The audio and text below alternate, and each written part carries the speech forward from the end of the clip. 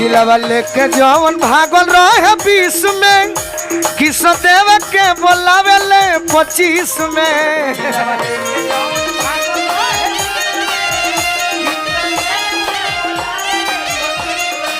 और का कि हैप्पी न्यू ईयर बोले इंग्लिश में,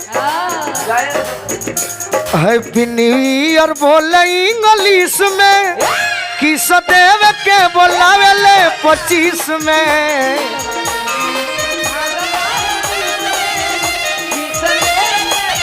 और का पहिला प्यार के उ नइखे हो भुलाइल तब नया साल में याद हमारा आइल।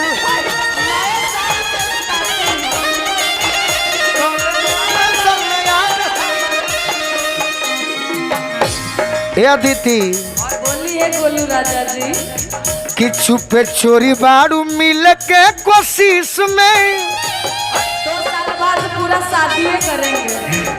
छुपे चोरी भी मिल के कोशिश में कि सदैव के बोलावे ले 25 में।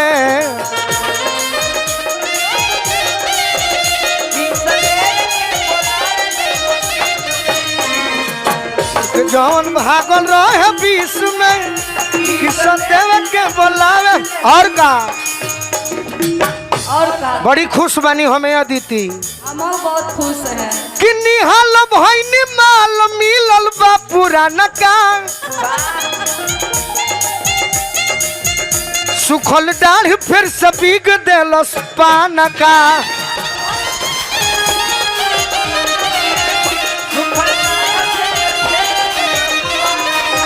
निहाल भइनी माल मिलल बा पुराना का सुखल डाढ़ फिर से बिग देलस पान का।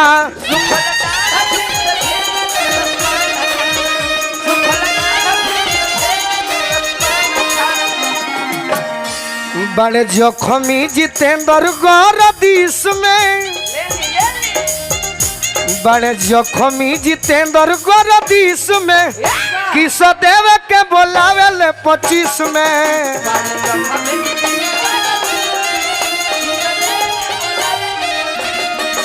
बड़े जोखमी जितेंद्र गौरदीश में किस देव के बोलावे ले 25 में।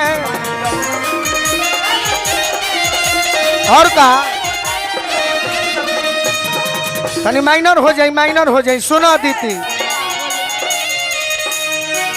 मैटर हम दी लेनू कहाँ बा भगिना हमार वेल भोजपुरी से जीजा जी मैसेज कैले है हमारा के छोड़ देलू पागल के हाल में नया साल में।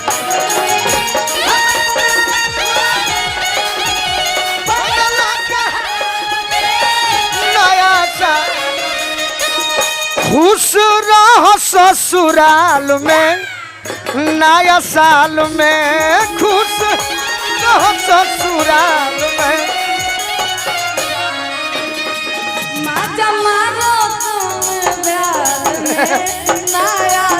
बना के मत कहो।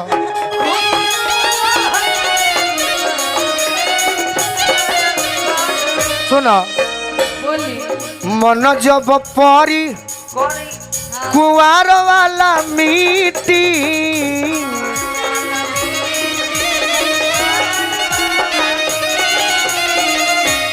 पियावा से चीटिंग को के भेजी हो गिरीटी।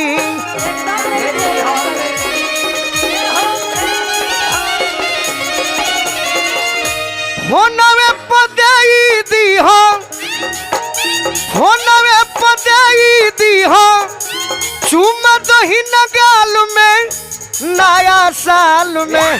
खुश रहो ससुराल में नया साल में।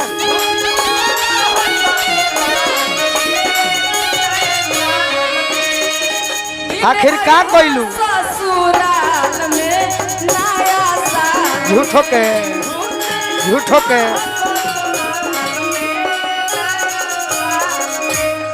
आखिर तो देवे कहलू जिंदगी गुजारी।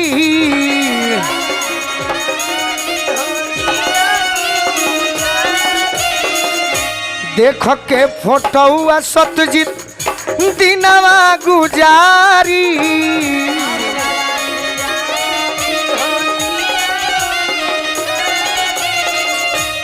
हमरा संगे रही तू तो घट जैतू, रह तू तो संगे पिकनिक मनित नैनीताल में नया साल में। अरे खुश रह ससुराल में नया साल में।